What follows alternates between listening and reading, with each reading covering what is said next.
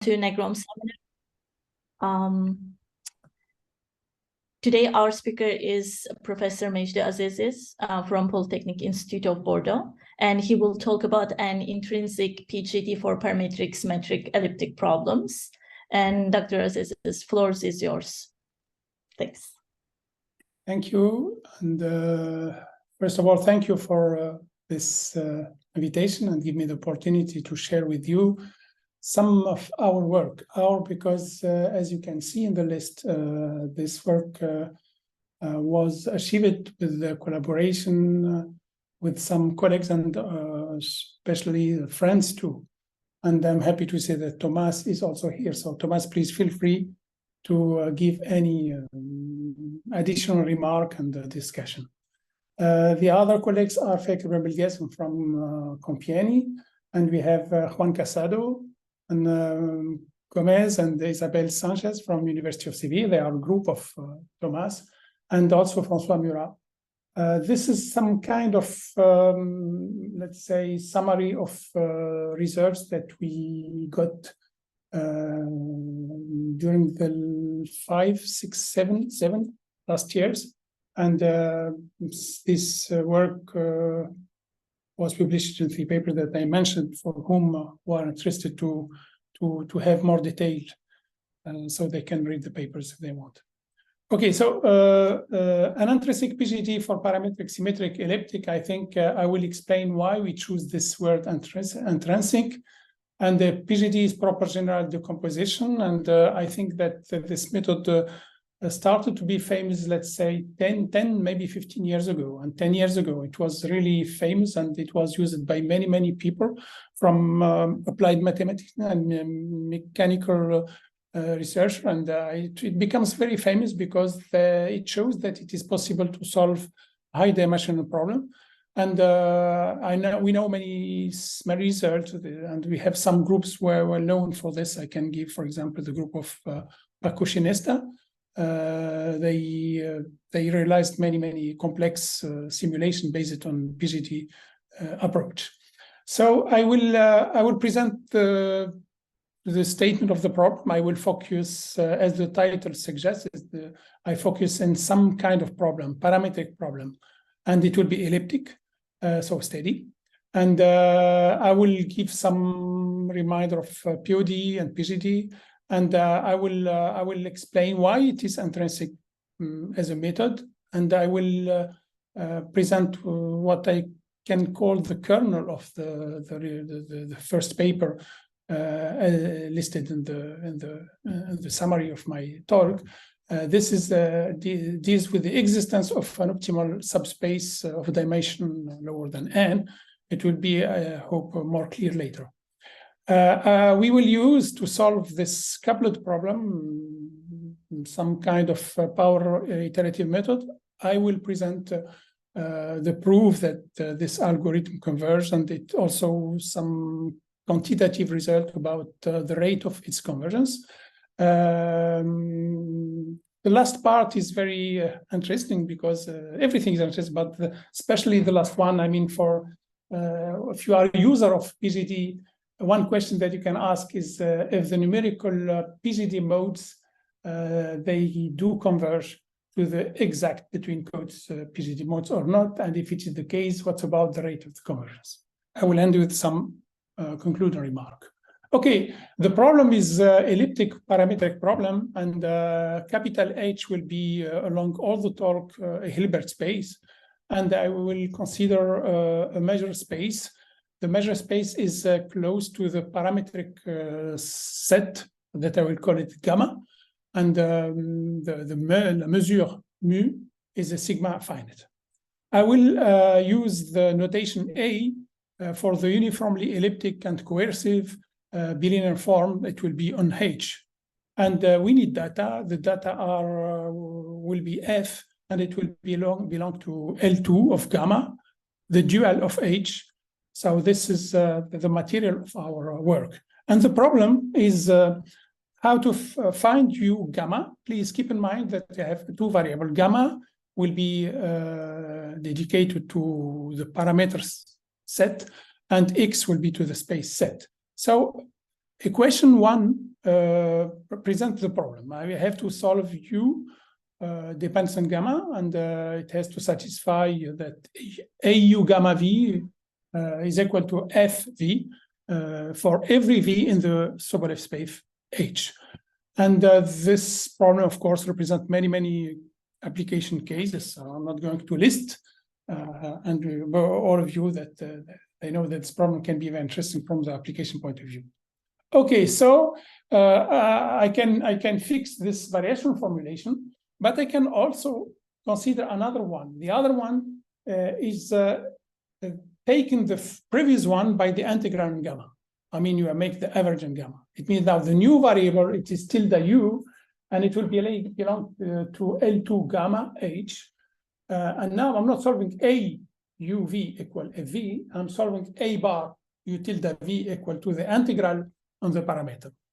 And the test function V will, of course, belong to L2 gamma H. It's some kind of adding another variable and going from space H to another space more bigger, which is L2 gamma H. So I extend the problem with the hope that I can solve it better and with an efficient way.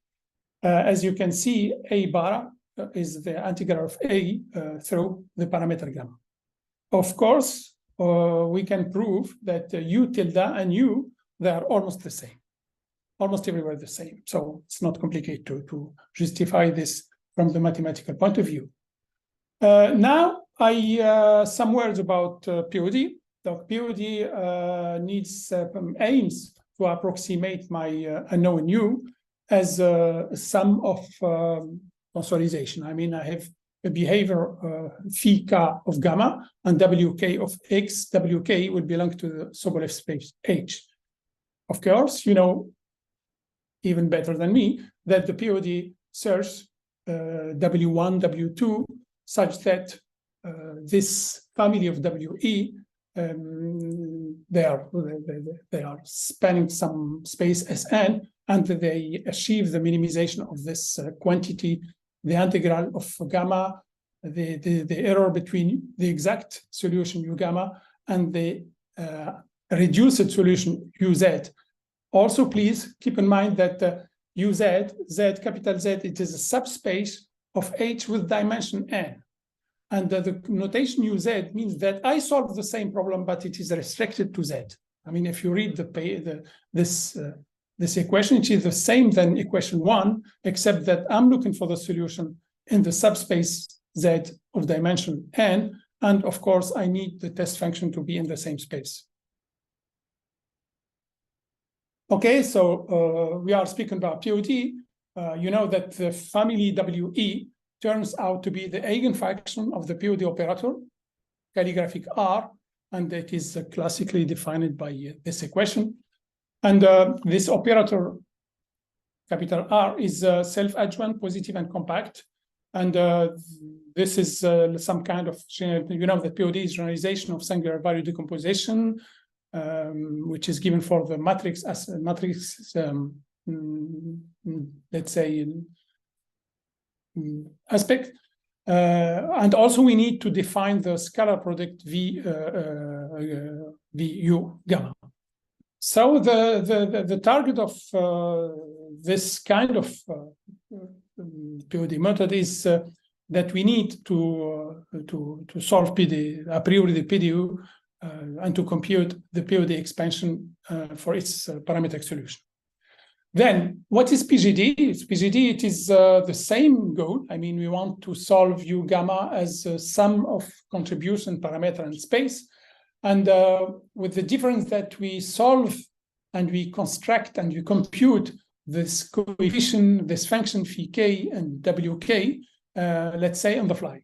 And mean that I would solve, for example, I think you can see that we solve for example, U1 and phi1. U1, it is phi1 multiplied W1. And you can see that W1 and phi1 has to satisfy the equation in blue. So it means that it is a system which is couplet. I mean, when I want to solve the contribution in space, which is in the H space, I imagine that we consider that phi1 is somehow known. So I have to solve only elliptic space problem. And also I need to solve the problem, but in parametric, so that we can read it with the test function of parameter. And here the test function is the test function of the contribution in space. And it is a couplet system, and I will, of course, later I will show that classically. In our case, we will decouple this system using some kind of fixed point algorithm. So these two problems are solved by power iteration algorithm. And I will give some remark also on this issue. Okay, so this is one mode. We can construct all the modes. Just keep in mind that suppose that you already computed this contribution and you want to see to get the new one. So the new one is you solve it as for the first one, except that the right-hand side will be the residue. Mean that you go back to the previous one and you just consider the right-hand side is not going to be f, it is what we call f, the residue f, minus the application of the operator on the already computed. This is what we call deflation algorithm. It's very classic. In the paper that I mentioned here, the PGD has been categorized by a non-optimal descent method for elliptic problem. Okay, so for our contribution, we defined here what we call the target problem. The target problem is to find the best subspace W of H of dimension lower or equal K that minimizes the mean quadrature error between U gamma and UW gamma. Okay, let's see what is it. You have to solve W solution of the P problem. The P problem is to minimize, to find Z, to minimize among all the subspace Z of Sk. I have to minimize this quantity, and you can see this quantity is related to A. I mean, it is something that it takes into account the bilinear form and also the antigrand gamma. That's why we felt comfortable with the denomination of intrinsic. I mean, this is you can take the norm of the problem itself. So here in this definition of the problem, I am speaking about Sk. Sk is the family of subspace of H with dimension lower or equal K. What is UZ gamma? It is the solution of this problem one, the initial problem, but it is posed for UZ, and it is with test function in Z. Okay, I'm going now to present some intermediate lemma and result. For every subspace Z of H, the function UZ is the unique solution of the minimization of U A bar, U minus Z, U minus Z. And here, Z is the solution, which is also another way to say things, is to say that the vector UZ gamma is the solution of minimum on the subspace. We have really equivalence between the two formulations, okay? One formulation, you are minimizing with respect to the Z, and here we have minimization with respect to the subspace.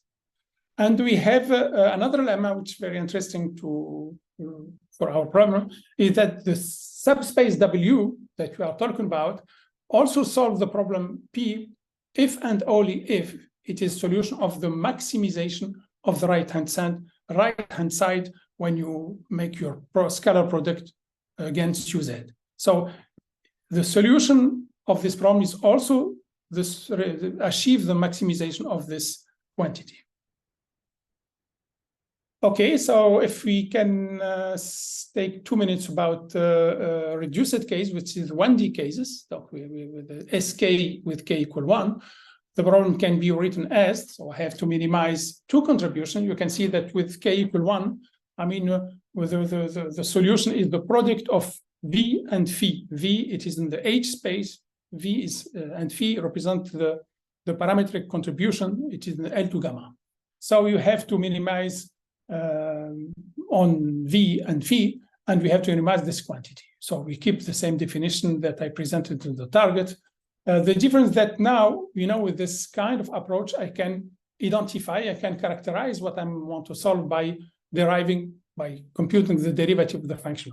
So we have your double derivative, and you can see that you identify that the solution W is a solution of nonlinear variation problem that it is given here.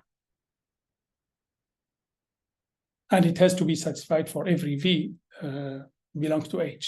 So once you solve a W, we have this.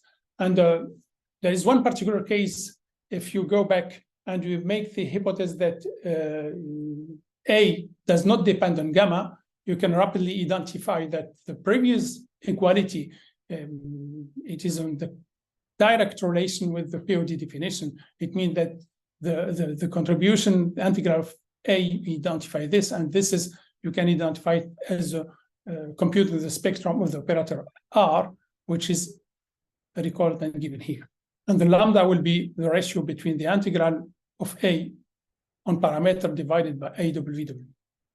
So in our case, of course, A will depend on gamma. This is, I mean, the originality and the added value of the contribution. And this becomes a nonlinear eigenfunction problem where no eigenvalue appears. That's why we are talking about considering a genuine extension of the POD.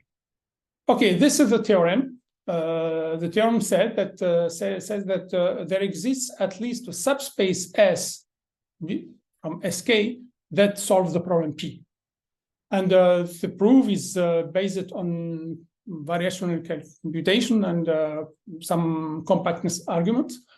And we have special proof for the 1D case for which the problem is equivalent to what I said before. I mean, we have to look for the maximum of the scalar product, scalar dual product of F gamma against C and A psi psi gamma.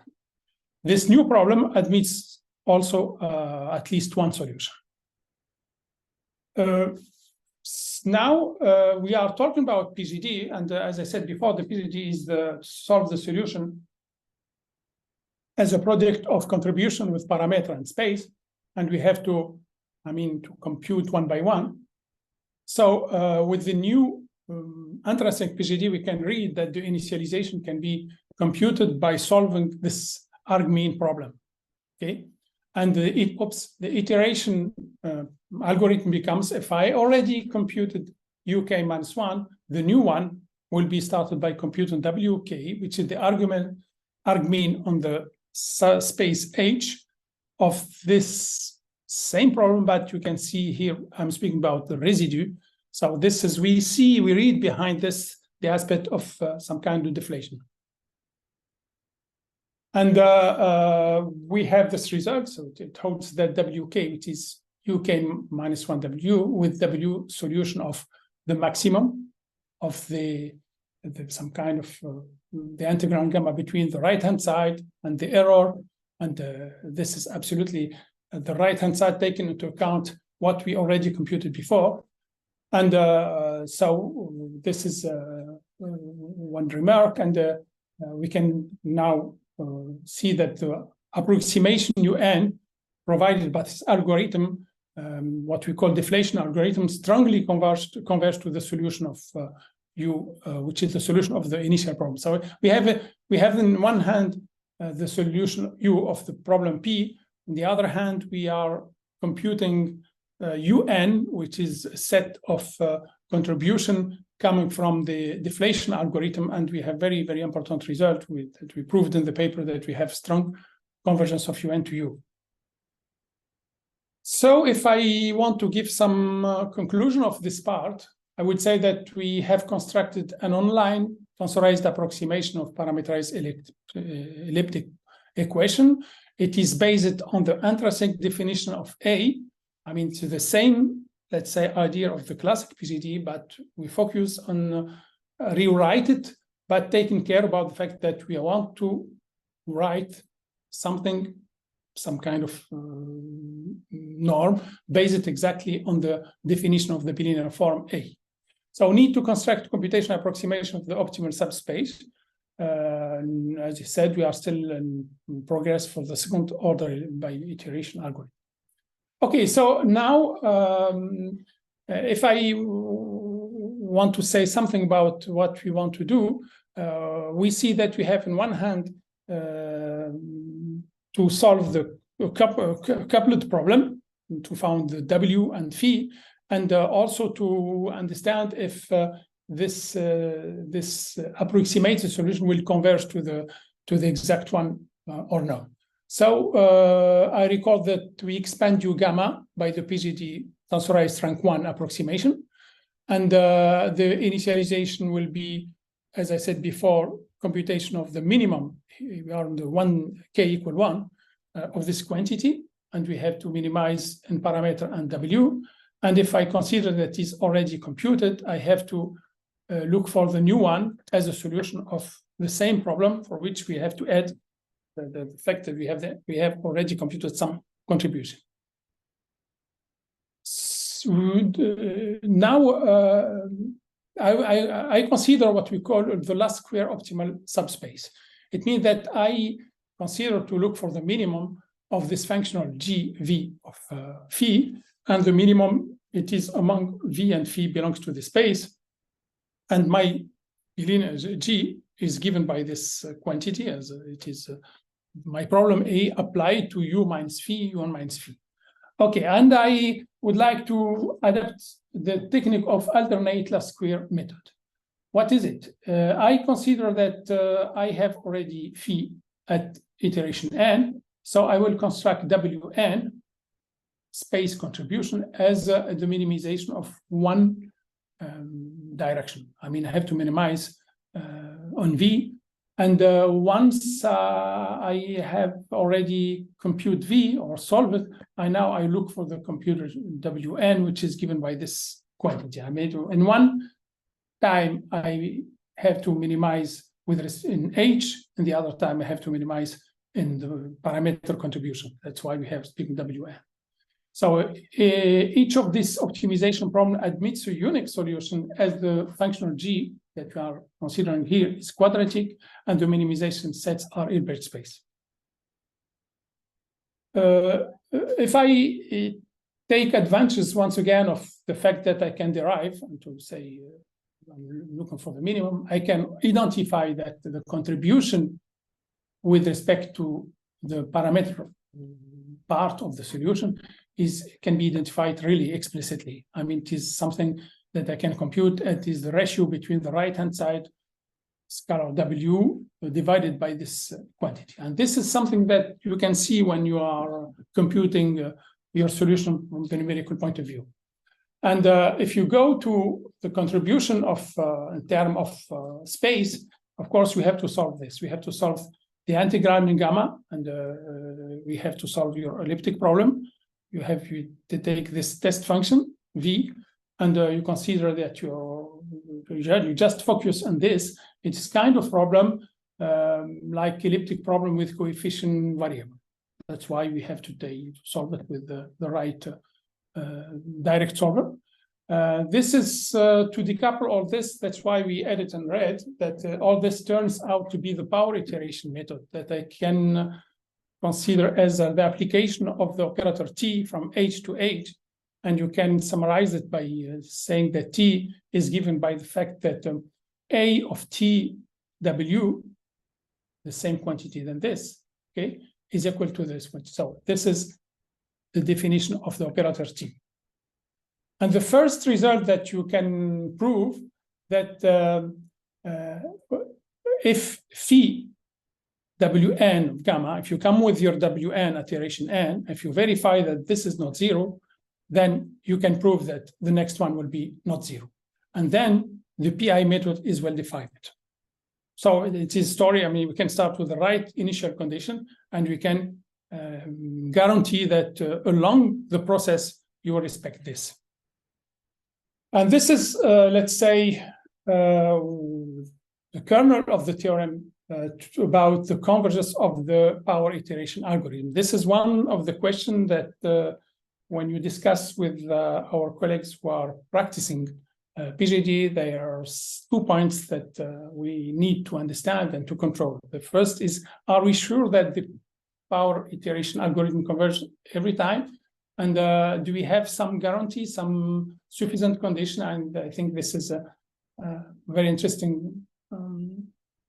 It's not.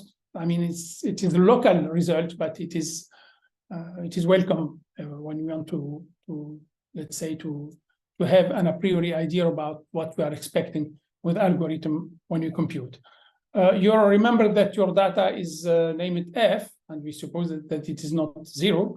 And you consider that we already computed all the contribution with the parameter Vn, and we suppose that their L2 norm computed with the parameter L2, it is bigger than epsilon for a given epsilon.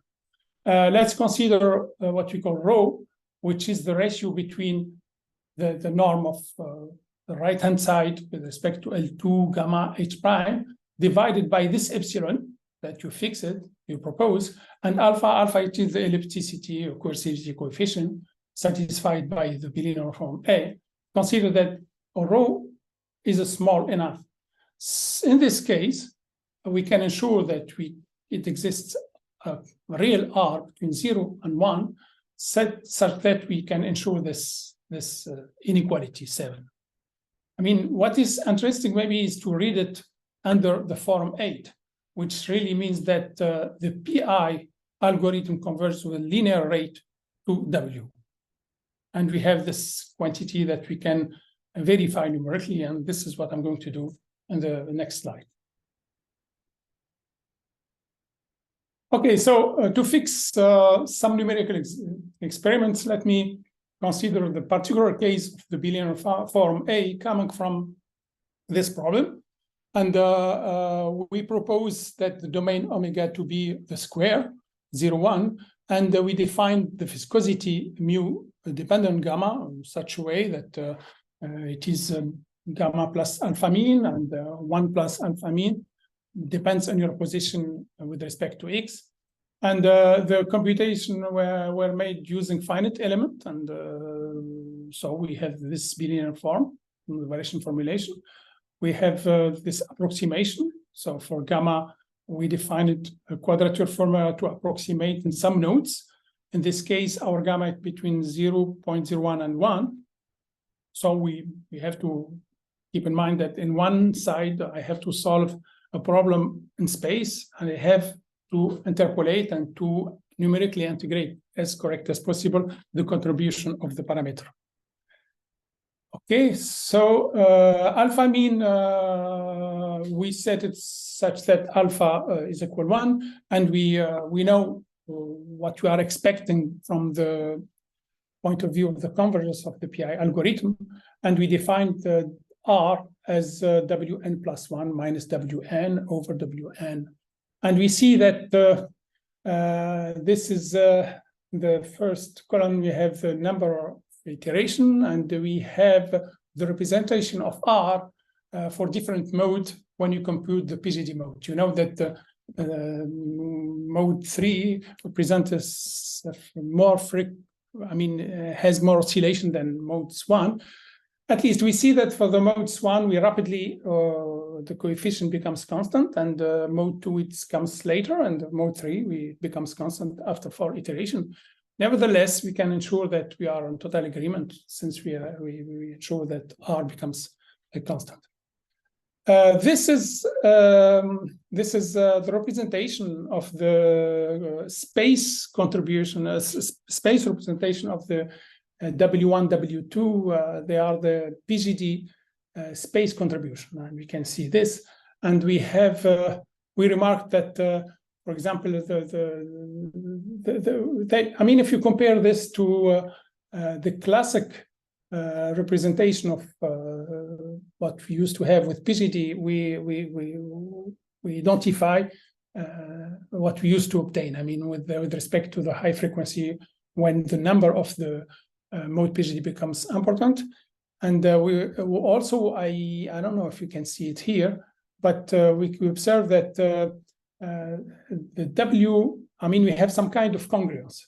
What W1 is equivalent, it looks like, not equivalent, it looks like to W5 or W, I don't remember. In the paper, it was clear that we can see that we can recover the fact that the operator is symmetric, and we can see it with the space representation of the modes.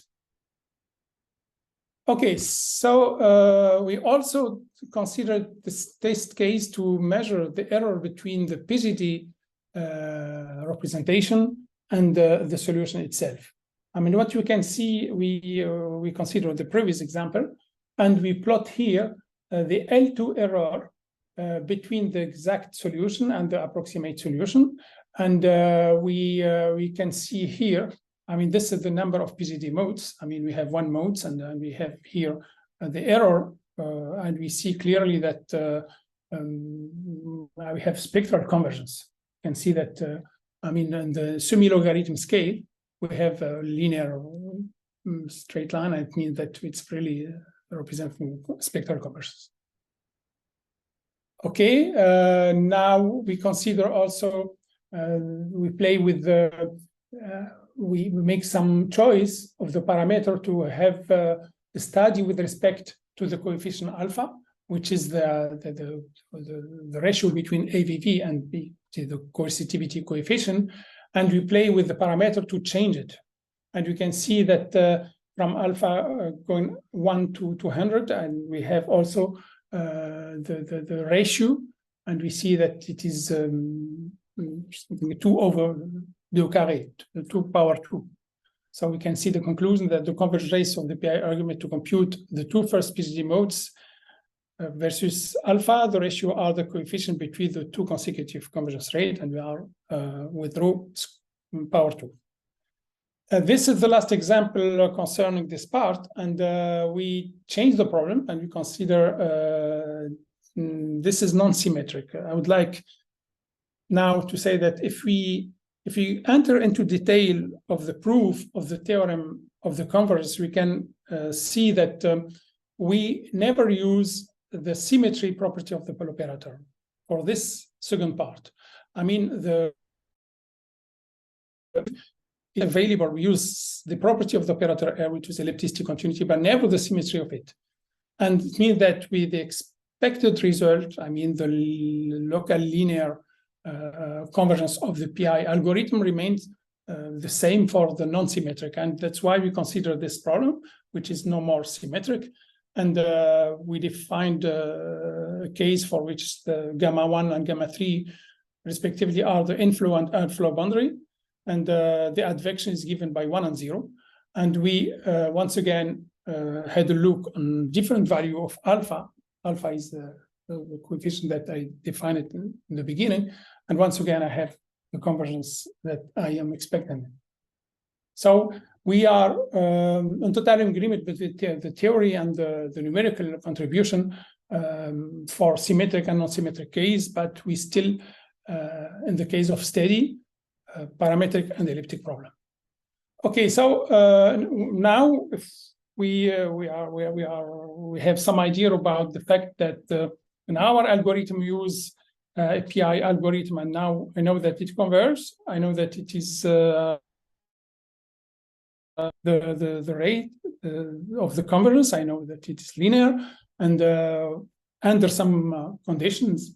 Now I am asking myself about when I compute my PGD modes, how each PGD mode will converge. I mean, imagine that you know the continuous solution, and imagine that you are able to compute the exact PGD modes.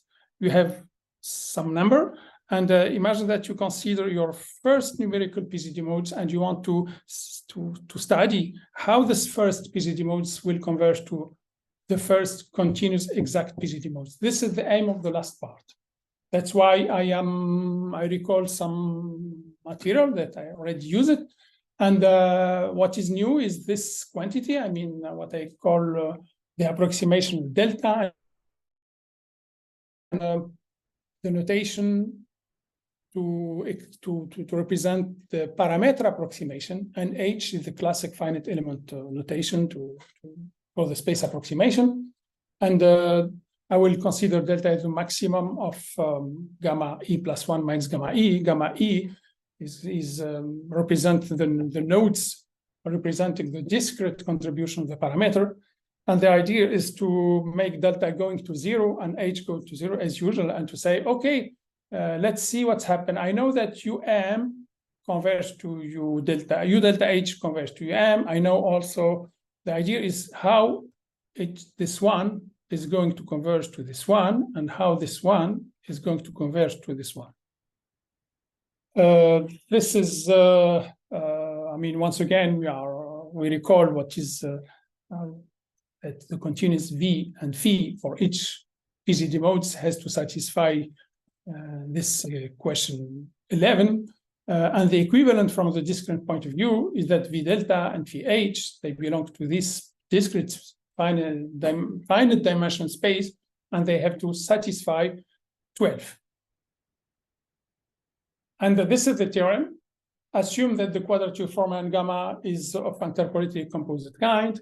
Assume that also phi delta hk, w delta hk, and phi k, w k, respectively, are solution of the continuous and discrete problem. Then I have convergence, and I have strong convergence in L2 gamma h. This is very, very, I mean, clear. We are not giving, of course, theorem to say what is the rate of convergence if you have first order or spectrum. We have just speaking about strong convergence, but in the numerical part, I will give some indication about the accuracy of the convergence. So once again, I consider the same problem. This is my elliptic problem, and I consider here this kappa to be exponential in my x gamma. It's not tensorized at 1. I consider gamma between 0 and 3. And I'm using spectral discretization for the space, finite discretization for gamma, and even sometimes I will use HP method. I consider the first case for which the space of dimension 1, and I computed the modes, and you can see the right-hand side is given here. Of course, I have no idea about the exact solution.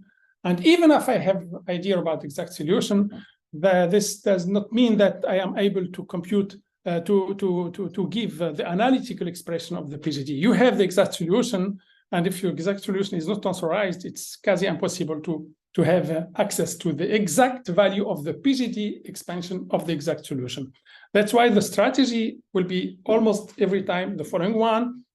I consider my problem, I will compute it with very, very small delta and very, very small h, and I will consider the PGD of the reference solution, and I will compare my approximate solution to this reference solution by increasing or decreasing h and delta, or increasing the number of nodes.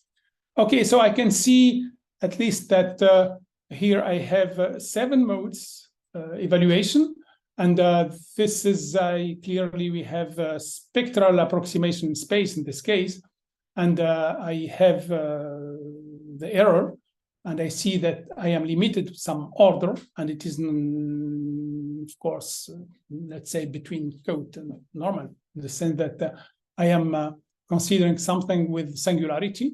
So even if you use spectral method, you are limited by the regularity of the problem. And we have a L2 error of the parameter contribution of the PGD. I have the H1 error for the space contribution of the PGD modes, and I have the global one. In all the case, it means on one hand, I have a convergence, and also I am following the expectation of le bon sens. I mean, what I am expecting as regularity. This is for the 1D cases. This is another example still in 1D, and here I have both singularity for the space and for the parameter. This is fabricated case. We agree that I'm not sure to have this in the practice point. It's not even to meet this kind of behavior in the reality, but this is fabricated case. And in both cases, I am expecting some kind of singularity in gamma and some singularity in x, and that's why I will have logarithm representation, and I have every time straight line. So it means that my convergence is algebraic, never spectral. And this is something very, very common when we solve a finite element. And that's why once again, I have the representation of the error in space and parameter, and when we couple both of them. Let's go now to 2D case, and I have analyzed the first one. It is regular for both space and parameter, and I have regularity in parameter, but singularity in space, regularity in space, and singularity in parameter. I try to play with the different situations. And for the first case, everything is regular, and I can see that the results are amazing. I have my spectral approximation. That's why I have exponential convergence for the space. I have a finite element for the parameter representation. So I am close to the quality of the finite element. I'm reaching the maximum of regularity that finite element can offer. And this is the behavior of the PGD modes. I mean, I consider the norm of the PGD modes, and I superposed with the L2. That I recover some kind of classic problem that, I mean, the error can be bounded by the next PGD norm. I mean, here we have the error here, and it can be controlled by this one. I mean, this one. This is something that can use to observe.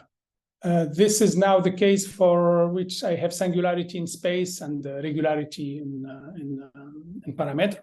Now I have algebraic convergence. And this is the last case for which I have singularity in parameter and regularity in convergence. You can see this. Okay, so before ending this numerical validation, I would like to share with you one question.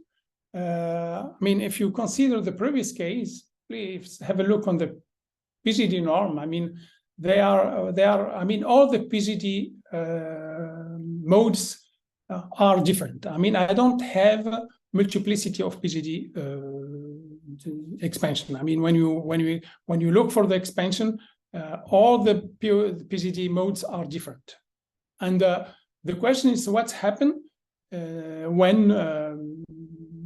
How does the convergence of the mode behave when the expected solution admits a multiple singular value? This is very classic question that, I mean, if you want to fix the idea, think about the following question. You have an iterative method to compute the eigenvalue of your matrix. And you know, for example, iteration power method. And you know that when your matrix has a coupled eigenvalue, you ask yourself, what's about the eigenvector?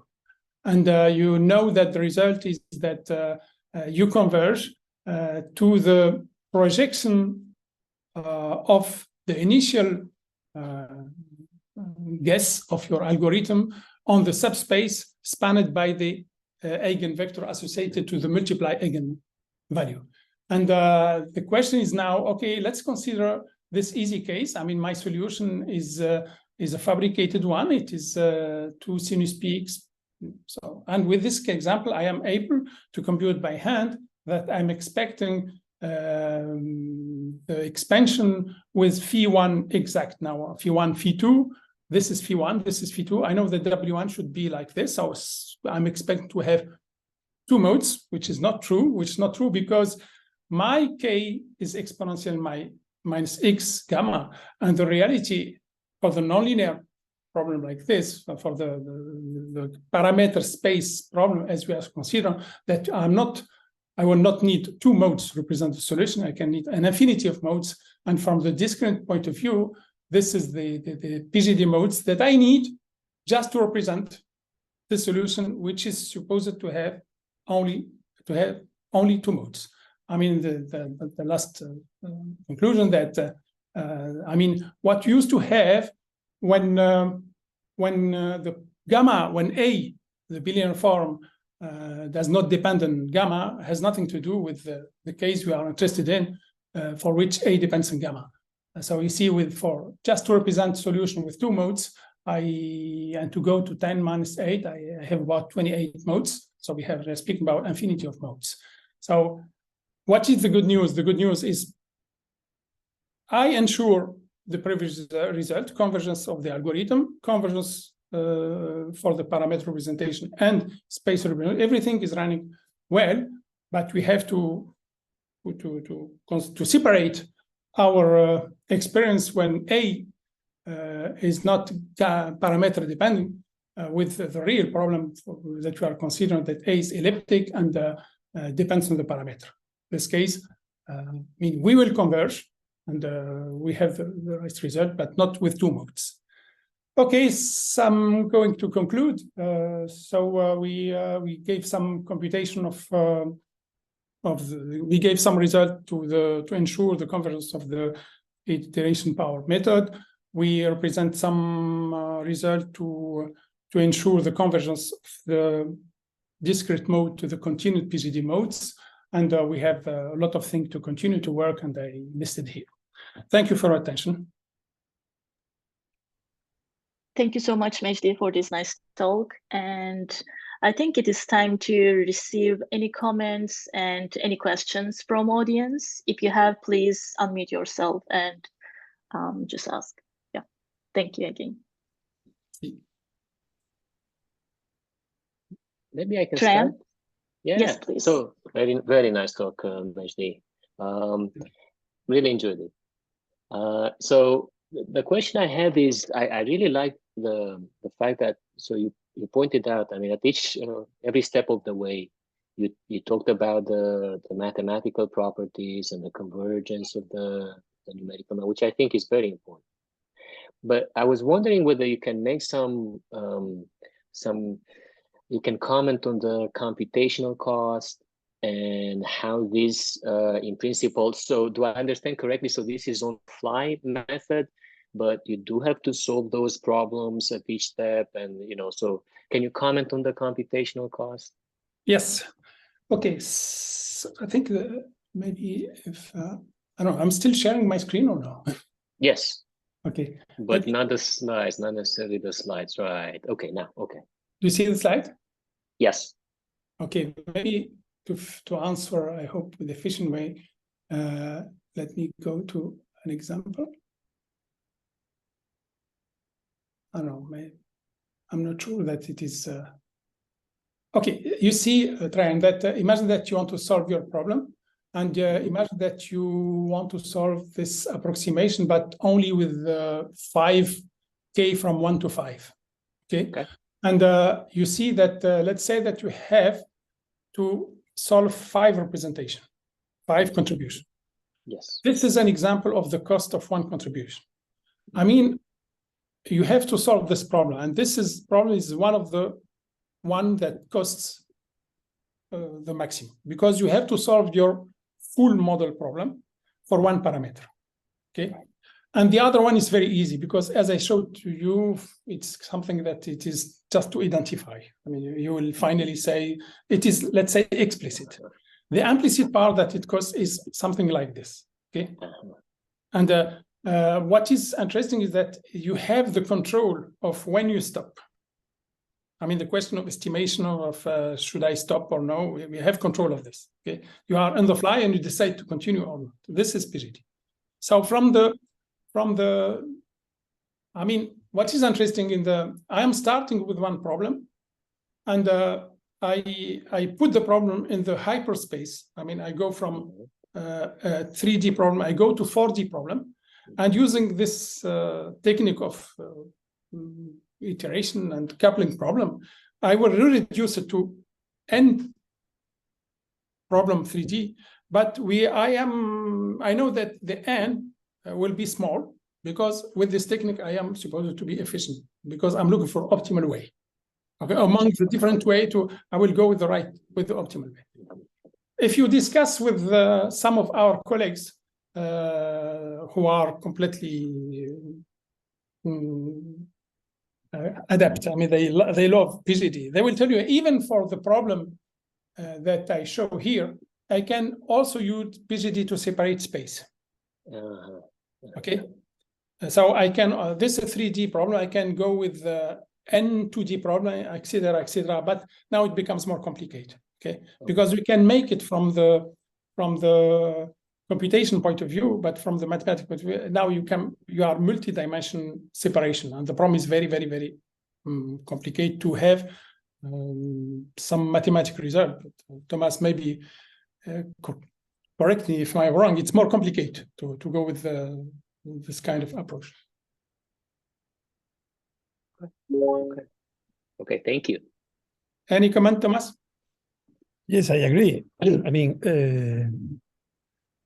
perhaps the good way, if you want to formulate the problem, is a minimal energy problem, if you want. Because we can equivalently formulate this PGD, how to say that, formulation of the PGD technique.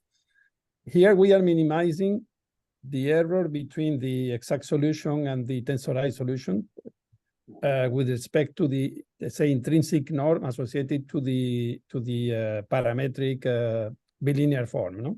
Okay. Yeah. But you can also that one. It's going to converge, I guess. Okay. The previous one, I think, no, Mejdi? This one? No, just the previous you have shown. No, is where we formulate the problem as a minimization problem. But okay, sorry. The PGD, sorry. PGD, I come soon. That one, okay. Yeah. I think this will summarize the situation. That's it. Equivalently, we can formulate this problem as minimization of the associated energy, but only on UZ, and forget, okay. And it is equivalent. And it is nice because you have a convex optimization problem, excepting that the set is not convex. It is a tensor product, okay, L2 times H.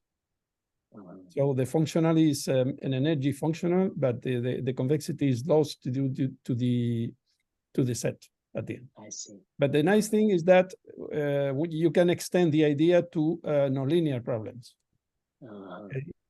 You can follow the same, essentially, I mean, the functional analysis principle that allow to prove all these convergences and existences essentially use the convexity of the functional. I see. Okay? So now we are working on that extension. Okay? Very nice. Nice. Very nice. Okay, thank you. Thank you, Mejdi. Thank you, Thomas. Very nice. Okay. I mean, I am very, how to say, I will take care about using this kind of method before deciding to go with industrial application. I will be, in French, we say, je serai prudent. Okay, makes sense. Thank you. I think I really love to do this work from the mathematical and numerical point of view. It was very interesting. We learned a lot of things. Okay. Merci. Any further comments or questions?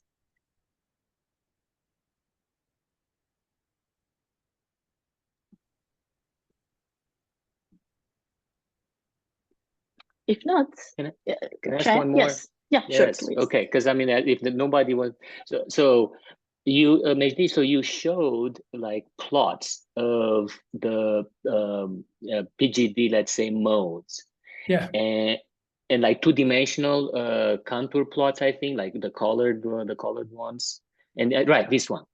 So how do they compare? Do you have an idea how they compare with the PGD method, pure PGD type of modes? Any idea? This is this is the PGD. Oh, I see. Okay. Okay. This is PGD solution. Oh, I see. Okay. This is what you obtain by the intrinsic. Okay. No, but so then how would this compare with the POD? Let's say that if you apply the POD completely different, and so that are the structures gonna be different? Any idea about that? Good question. I'm just wondering. I mean, I'm just curious. Yeah, understand. Let me tell you, I'm not going to answer your question, but let me tell you that when the operator A Does not depend on, yeah, okay. When the operator is identity or does not depend on, it's the same thing. Okay. But it's a good question. I mean, je sais pas. Okay. Just one. I mean, so they look similar, but maybe you know, I mean, but maybe the differences. I mean, so and that they're just curious. Okay. All right. Let me ask Thomas. Did you think about this question, Thomas? Well, I mean, the problem if you want with POD is that you need to preset the sampling. Okay, for which values of the parameter you are going to solve the equation. Okay, so it will depend on how well you choose those. Okay. But at the end, I mean, as you know, that's the POD mode, so you can let it be. I mean, intrinsically they are orthogonal to each other. Okay, they will more or less follow these representations because they need to oscillate an increasing number of times. But no, I mean, okay, that's a good point. I completely agree. But still, you know that I mean, it depends on which is the norm you are dealing with. But with respect to the intrinsic norm, we are getting the best possible subspaces by this intrinsic PGD. Okay, so perhaps if you take a different norm, POD will be better, possibly. So, and I'm not saying it's better or worse. I'm not saying that. I'm just thinking whether they're different or similar. And I think that there might be differences, especially if you don't choose the same setting. Possibly. So, okay. All right. Okay. But in any case, I mean, here you don't have, let's say, the problem of sampling. Okay. That's right. Okay. Yeah. I mean, the idea maybe to go. I mean, okay, maybe we can imagine this one possibility to have an idea about the answer of your question. I mean, we have to solve the PGD with some parameter, and we have to construct the POD using the exact solution, and to look for the POD modes and to see. But by the end, when we compute with your sample, I mean with the POD, I think I don't know. Okay, forget about that. Okay. No, but this is fair. This was a fair answer. Very, of course, when the operator A does not depend, they're the same. I think we recover the same. Perfect. Okay. Thank you. You're welcome. Thank you for the invitation. Yeah, I think we have all that for today, and I would like to thank our speaker again, and also for the audience for their participation. See you next week. Have a nice day. Thanks, Mejdi, again. That's right.